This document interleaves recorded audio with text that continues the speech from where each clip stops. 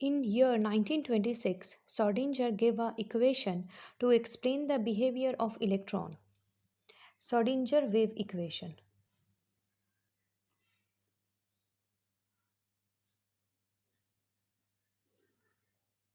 It is carried out as follows. Let us consider wave motion like vibration of a stretched string. It is traveling with velocity v along x-axis and y is the amplitude at any time t along x coordinate. Then such wave motion mathematically represented as del square y by delta x square is equal to 1 by v square into del square y by delta t square. Take it as equation number 1. Equation 1 represents that y is a function of coordinate x and time t. So we can write y is a function of x and y is a function of time t. Here fx is representing a function of coordinate x only and f prime t is representing a function of time t only. Take it as equation number 2. But for stationary waves as occurs in stretched string,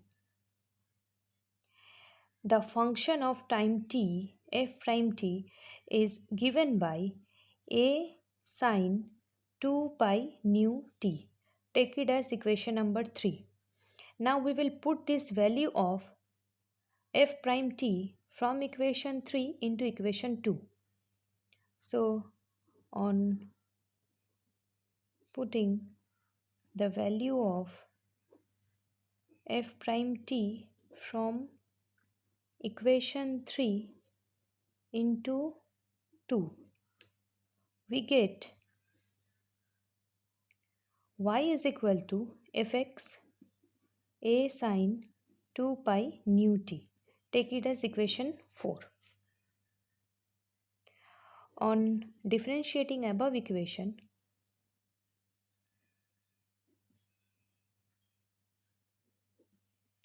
with respect to t twice,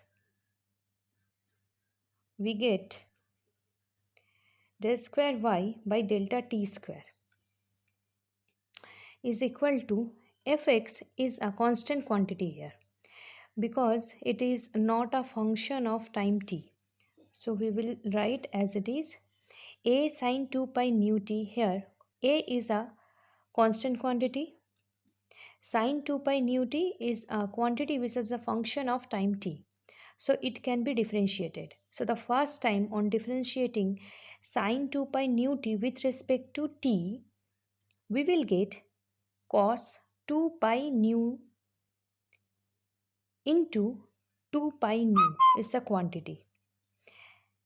And again after differentiating this sine 2 pi nu t, I mean to say that the product of differentiation of sine 2 pi nu t, that is cos 2 pi nu, we will get minus sine 2 pi nu into again a multiplication with quantity 2 pi nu. So 2 pi nu we are getting from first differentiation of sine 2 pi nu. 2 pi nu the quantity we are getting after the second differential of sine 2 pi nu t quantity with respect to t. So ultimately sine from cos and from cos to sine. So cos to sine differentiation will give you a minus sine 2 pi nu t. This is the quantity of double differentiation. So we will rearrange the above equation. Fx a 4 pi square nu square minus sine 2 pi nu t. So we can rewrite minus 4 pi square nu square fx a sine 2 pi nu t. Take it as equation number 5. As you can see in equation number 3, a sine 2 pi nu t is equal to a quantity f prime t, that is a function of time t only. So we can replace the quantity a sine 2 pi nu t in equation 5 by the quantity f prime t in order to simplify the above equation. So we can rewrite the above equation. So on putting the value of a sine 2 pi nu t from equation 3 into 5, we get del square y divided by delta t square is equal to minus 4 pi square nu square fx into f prime t, and take it as equation number 6. Now we will see equation number 2. We will differentiate equation 2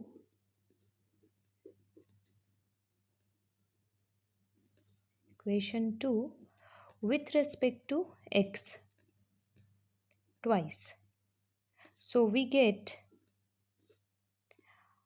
del square y by delta x square is equal to f prime t is a constant quantity here because it is a function of time t only. So here we can differentiate fx function. On double differentiating, we will get del square fx divided by delta x square. Take it as equation number 7. Next, we will see that we are having the value of both the quantities as equation number 7 giving us a value of del square y by delta x square, and equation number 6 giving us the value of del square y by delta t square. Now we are having both the quantities value, and we can put this value in equation number 1. In equation number 1, as you can see, del square y by delta x square is present here and delta square y by delta t square. So we will put the values of these quantities from equation 6 and 7. So on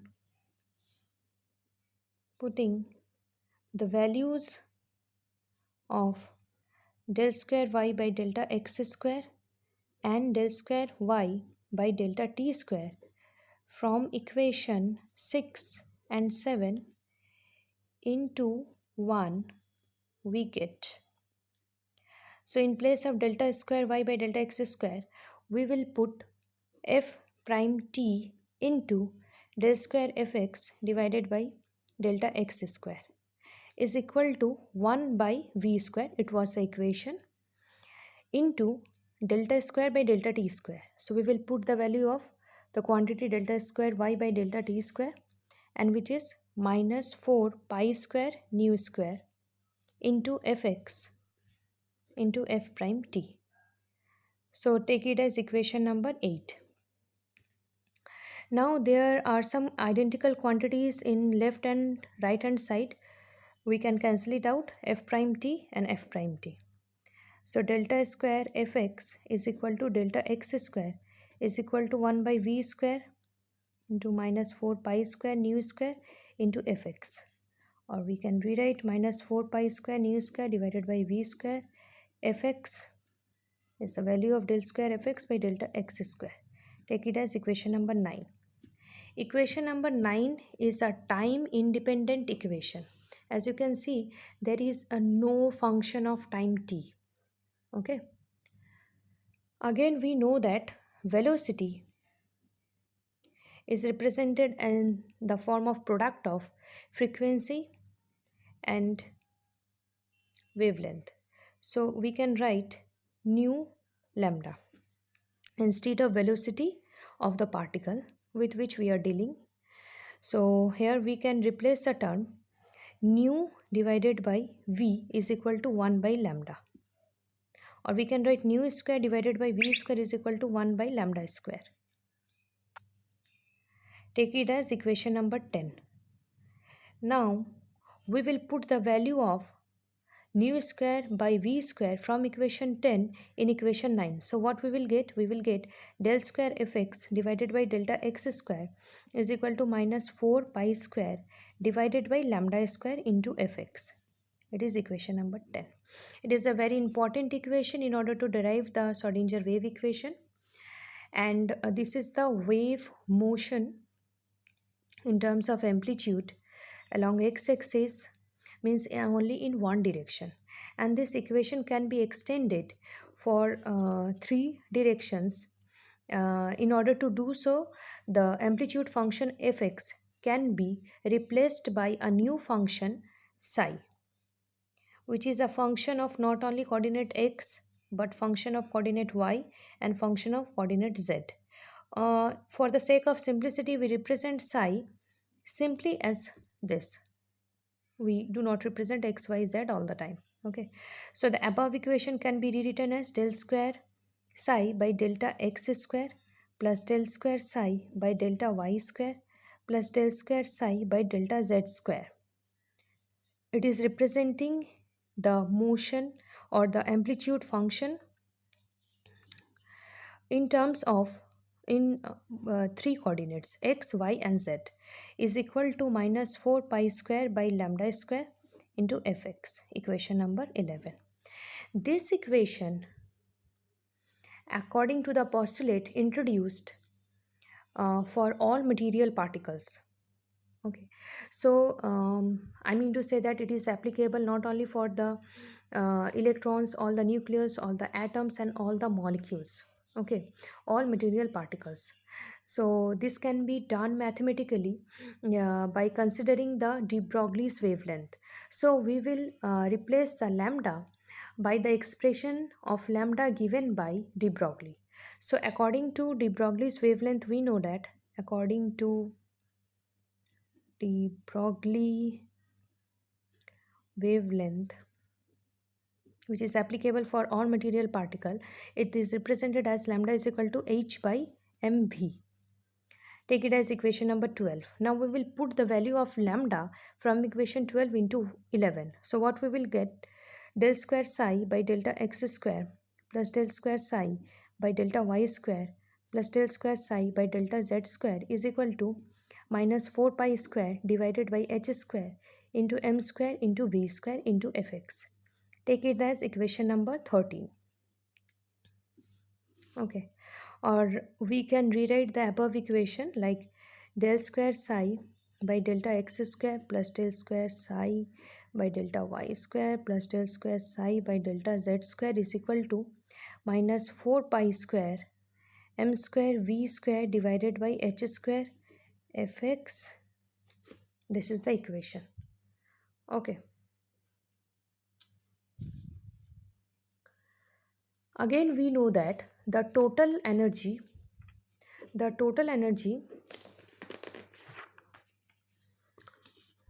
of any particle can be represented as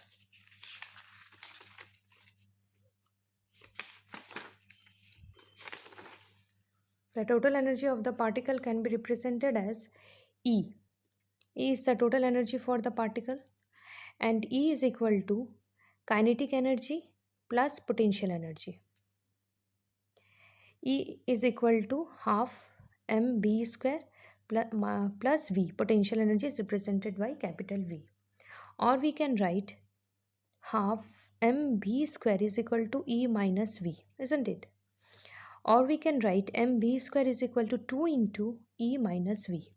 Take it as equation number 14. Now we will put the value of mb square from equation 14 in equation 13. So from equation 13 we know that del square psi by delta x square plus del square psi by delta y square plus del square psi by delta z square is equal to minus 4 pi square. In place of m square v square, now we will put 2 into e minus v into m divided by h square into fx. So we will rewrite 4 pi square into 8, 2. So we will write minus 8 pi square into m divided by h square into e minus v. In place of fx, now we can replace the term by psi, because we are writing in terms of 3, in terms of the function in of 3 coordinates. So we will write down del square psi by delta x square, del square psi by delta y square, plus del square psi by delta z square. So this is the final equation, equation number 15. It is called Schrodinger wave equation.